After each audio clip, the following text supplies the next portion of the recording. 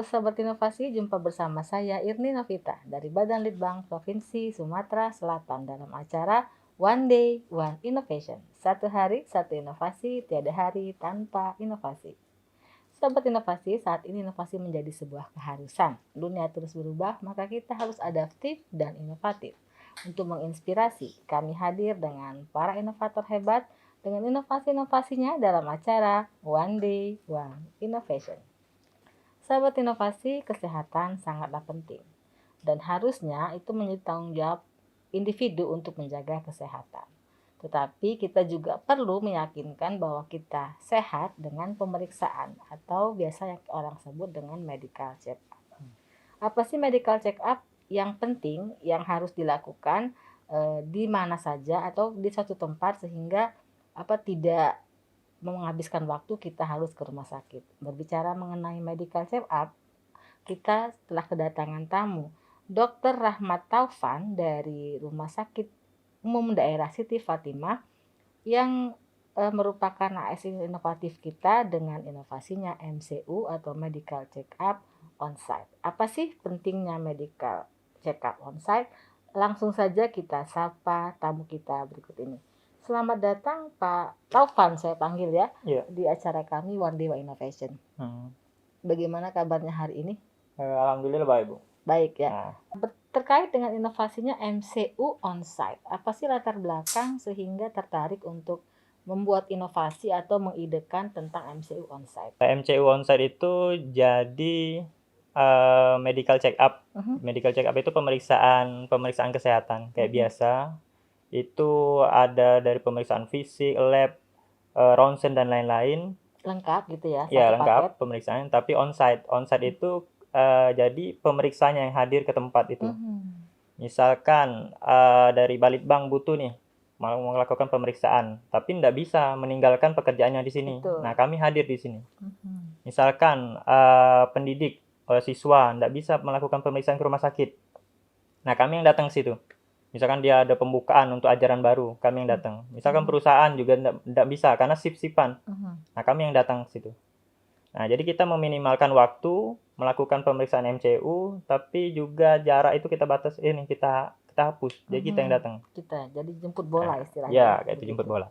Nah, dalam hal SOP-nya sendiri gitu ya. Memang apa sih yang harus dilakukan ketika MCU gitu? Maksudnya pertama sekali orang harus apa sampai kepada pemeriksaan akhir? Sebenarnya kalau kita prosedur itu MCU itu harus dibagi atas dua, Bu. Harus tahu. Satu, MCU rekrutmen. Biasanya itu kalau untuk penerimaan karyawan. Nah, kita sering misalkan ASN diperiksa dulu lengkap-lengkap. Setelah itu baru diterima. Perusahaan juga kayak itu. Misalkan dia mau ditempatkan di tempat yang alat-alat berat, berarti dia harus perlu pemeriksaan ronsen dan lain-lain. Atau misalkan dia di tempat yang bising. Nah, itu perlu melakukan pemeriksaan audiometri untuk telinga. Atau misalnya duduk lama, misalnya kayak editor, duduk lama, resiko untuk kolesterol, jantung dan lain-lain. Nah, itu perlu melakukan pemeriksaan lab. Gitu ya. Nah, itu pentingnya. Jadi kita tentukan berdasarkan karyawan itu butuhnya apa nanti. Jadi tidak bisa kita semua patok sama, tidak bisa. Seluruh ASN wajib ini, tidak bisa. Harusnya gitu ya. Tergantung dia penempatannya di mana. Nah, itu namanya MCU rekrutmen. Ada yang kedua MCU berkala. Yang ini jarang. MCU berkala itu harusnya wajibnya itu minimal 1 tahun sekali. Nah, MCU berkala ini misalkan kita periksa, ternyata pada tahun ini dia ada kecenderungan untuk ke arah penyakit jantung. Nah, kedepannya kita fokus. Berarti untuk pemeriksaan ke si A ini kita harus lakukan misalnya echo, treadmill dan lain-lain. Jadi kita sudah ada patokan. Berarti pasien ini kemungkinan ke arah jantung. Pekerjaan itu tidak bisa lagi di tempat yang ini. Atau harus misalkan yang audiometri tadi, ada gangguan telinga. Artinya kita sarankan ke pemberi kerja, dia tidak bisa nih ditempatin di sini. Dia perlu rotasi atau perlu diperbaiki tempat kerjanya. Nah, supaya kedepannya tidak ada lagi pasien yang sama. Nah, ada lagi namanya MCU khusus. MCU khusus ini misalkan dia sudah ada penyakit, tapi sekarang dalam keadaan stabil. Contohnya misalkan dia ada sakit tumor atau apa. Nah, sekarang keadaannya lagi baik. Nah, dia mau tahu kemungkinan keperburukannya ke arah mana atau komorbidnya ke arah mana. Nah, itu MCU khusus. Jadi banyak jenisnya MCU itu. Salah satunya yang kami tawarkan di sini mungkin MCU dalam bentuk screening atau dalam paket yang lebih sedikit. Jadi misalkan pemeriksaan fisik, lab sederhana, kemudian radiologi, ronsen, dan rekam jantung misal, atau narkoba juga bisa. Itu kami yang datang. Apabila dalam satu screening itu kita temukan ada yang perburukan atau misal ini agak kemungkinan ke depannya nggak bagus, nah kita lakukan pemeriksaan lebih lengkap di rumah sakit. Itu. Jadi kita screening dulu di tempat itu. Nah, dalam hal screening tersebut gitu ya, berapa sih satu kali pemeriksaan yang sederhana yang Bapak bilang tadi yang harus dikeluarkan oleh si pengguna? Itu tergantung paket kita. Jadi kalau paketnya sederhana sekali mungkin ada yang di bawah 100.000 hanya untuk surat sehat sama ini lab bisa kayak itu. Atau di atas itu banyak, di atas 1 juta ada juga. Yang lengkap? Jadi ya, di atas 1 juta bisa. Gitu ya? Jadi bergantung dia mau pemeriksaan apa. Nah, umumnya kalau itu kan untuk pasien yang secara pribadi, Bu. Nah, biasanya kami menerima juga yang dari dinas atau dari perusahaan. Nah, itu dalam bentuk MOU. Misalkan karyawan kami yang akan diperiksa berkisar 500 orang atau 100 orang. Nah, itu dalam bentuk MOU. Nah, nanti untuk paket-paketnya itu dibicarakan oleh manajemen. Berapa yang harus ada dapat potongan atau gimana, prosedurnya gimana. Pemeriksaannya saya mau, misalnya yang cewek harus ada ini, periksa hormon. Hormon ini, misalnya yang cowok harus periksa prostat, kayak gitu. Nah, kayak itu ada tambahan-tambahan, ada permintaan-permintaan, itu balik lagi ke manajemen. Kalau seandainya ada yang ingin ditanyakan, misalkan, Pak, kalau bagusnya untuk latar belakang perusahaan kami, untuk dinas kami kayak gini nih, kira-kira pemeriksaannya apa aja. Nah, itu balik lagi, boleh ke saya atau juga boleh ke rumah sakit boleh. Biasa langsung. Gitu ya. Nah, dalam hal pelaksanaan ini, misalnya nih ya, kalau kita sekarang ini lagi COVID kan, orang-orang tuh kalau mau periksa tinggal mengajukan permintaan ke rumah sakit gitu ya. Misalnya di kantor kami ada 3 atau 5 orang suspek gitu. Artinya kita yang terdekat dengannya harus di trace kemudian di swab gitu ya.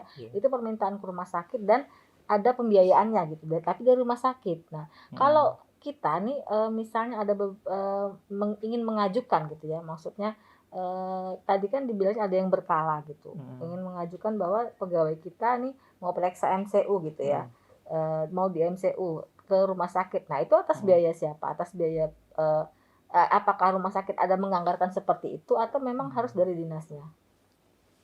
Nah, ini mungkin yang sering saya bilang beberapa kali setiap saya jadi pembicara. Mungkin saya sampaikan agak lebih panjang deh untuk MCU, apa pentingnya MCU. Nah, banyak orang nggak tahu apa itu MCU.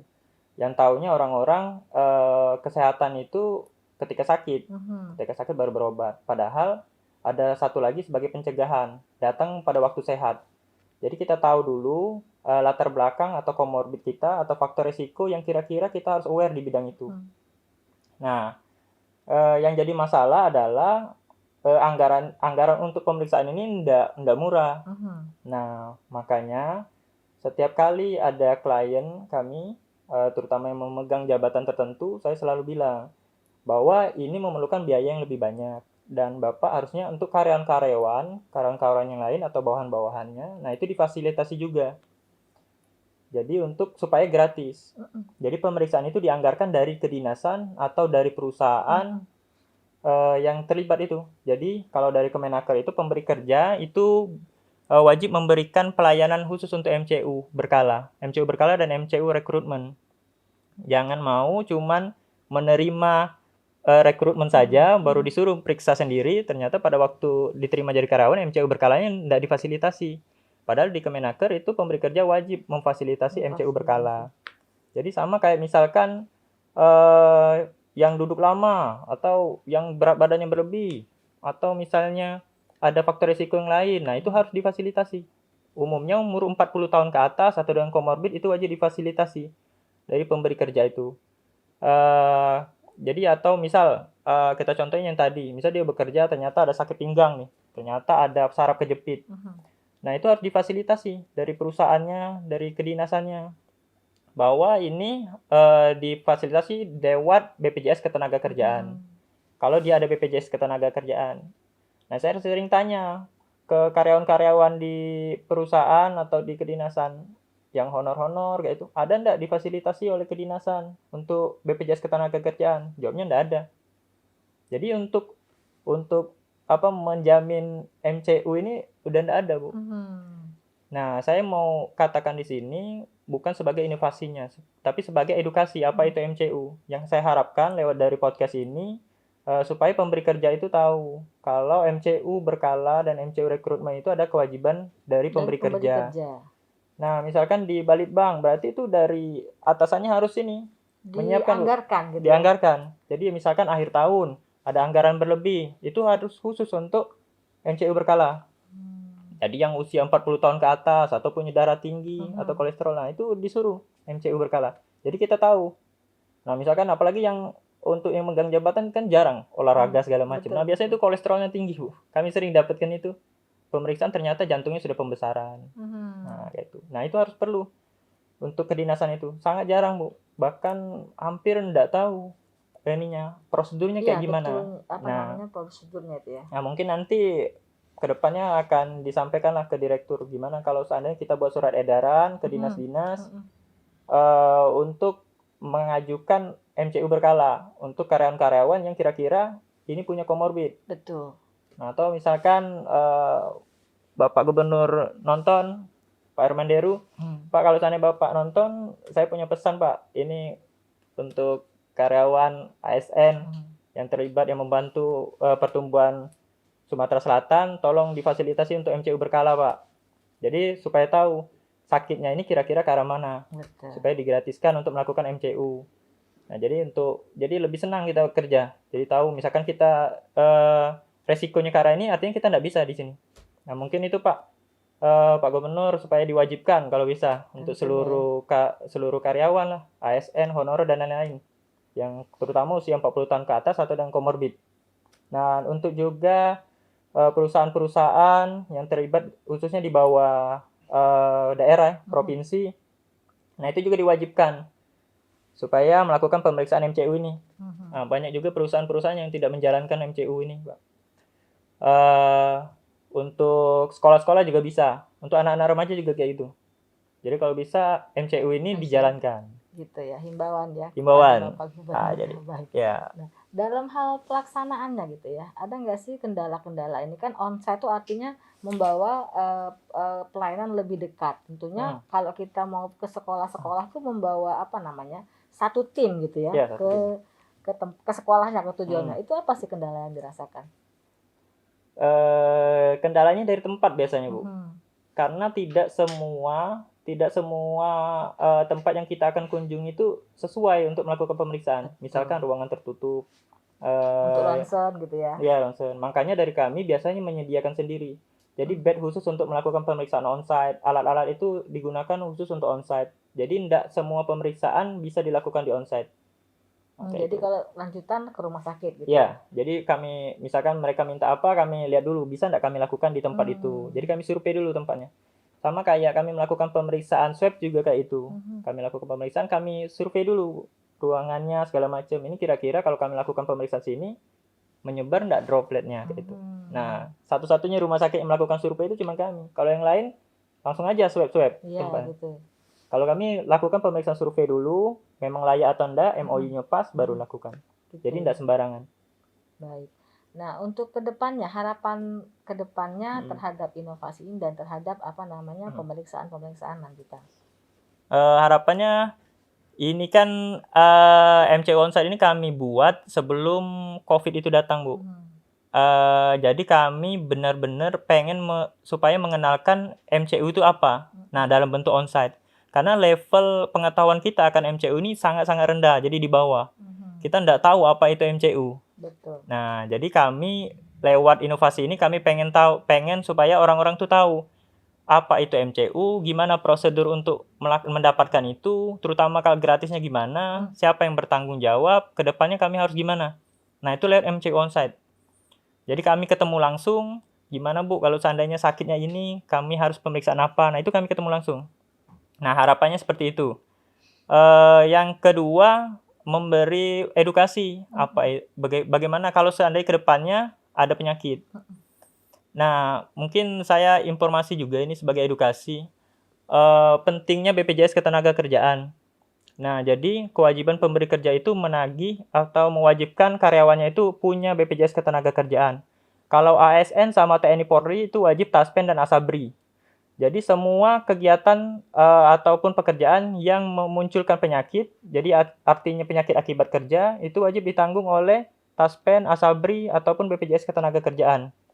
Jadi misalkan yang kayak tadi, misalkan kameramen atau ini editornya sakit misalnya. Sakit karena duduk terlalu lama. Memang ternyata pas dilihat shiftnya itu tidak sesuai. Duduk lama, akhirnya kolesterolnya tinggi, atau asam urat tinggi, segala macam tinggi. Atau ada sakit jantung setelah itu. Nah, dilihat ternyata ini memang penyakit akibat kerja. Nah, ini difasilitasi. Kalau di ASN difasilitasi oleh taspen gitu ya. Kalau TNI Polri oleh asabri. Nah, kalau ini oleh BPJS Ketenagakerjaan. Nah, kayak itu. Jadi memang benar-benar karyawan ini difasilitasi mulai dia berangkat kerja, Bu. Misalkan dia mau berangkat kerja nih, jam 8 masuk, dari jam 6 dari rumah, kecelakaan di tengah jalan, nah itu juga difasilitasi. Jadi penting sekali itu taspen, asabri, BPJS Ketenagakerjaan. Jadi gimana kita mau bicara MCU, sedangkan kita asuransinya enggak ada. Nah, padahal kalau menurut dunia penyakit tertinggi itu yang paling banyak itu adalah penyakit akibat kerja. Nah, jadi itu edukasi saya. Satu, apa itu MCU? Semoga tersampaikan bahwa MCU itu memang penting. Apa saja yang harus dilakukan. Yang kedua, asuransinya apa? Dua itu. Kalau memang pemberi kerjaan tidak ada dua itu, nah harus dipertanyakan. Kenapa bisa kayak itu? Baik. Terakhir ini Dr. Ahmad. Ucapan terima kasih kepada pihak-pihak yang telah membantu dalam hal pelaksanaan MCU onsite ini. Silakan. Ucapan terima kasih satu yang pasti kepada Gubernur Sumatera Selatan dan wakil yang sudah memberikan rumah sakit lah istilahnya. Rumah sakit yang sebagus ini, Bu. Salah satu rumah sakit terbaik khusus untuk pelayanan jantung. Sudah itu untuk MCU-nya khususnya. Ya. Nah, ini salah satunya. Jadi tidak perlu jauh-jauh mau ke Malaysia, mau ke Singapura atau ke luar negeri. Coba dulu di RSUD Siti Fatimah. Kalau cocok lanjut. Itu. Gitu ya. Terima kasih. Kemudian kepada direktur. Jadi direktur ini salah satu inovator juga, Bu. Jadi kalau kita menyarankan gimana Pak kalau kayak gini? Kalau dia setuju, misal, ini bagus, lanjut, cepat ACC. Nah, salah satunya MCU onsite. Karena MCU onsite ini bukan bagian dari program unggulan dulu. Nah, kita MCU terintegrasi. Ketika kita sampaikan, gimana Pak kalau seandainya kita mau MCU onsite, langsung ACC. Pokoknya kalau ada inovasi dikit, langsung ACC. Gitu. Nah, terima kasih juga kepada teman-teman yang di MCU selama ini. Saya kurang lebih 2 tahun lebih, hampir 3 tahun di sana, di MCU-nya. Terima kasih. Banyak kemajuan, semoga kedepannya lebih maju lagi. Harapannya itu lebih mengenal MCU. Satu, kenal dulu MCU. Kalau tidak kenal susah. Baik.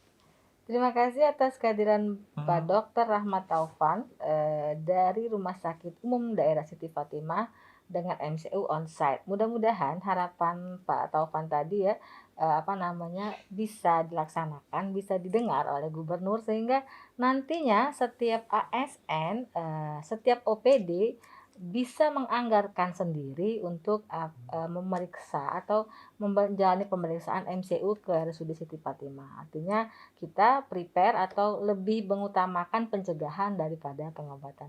Mudah-mudahan didengarkan oleh Pak Gubernur dan kita nanti sebagai ASN dan juga tenaga pegawai negeri sipil itu akan mendapatkan keuntungan dan juga bisa menjaga kesehatan kita dengan paripurna.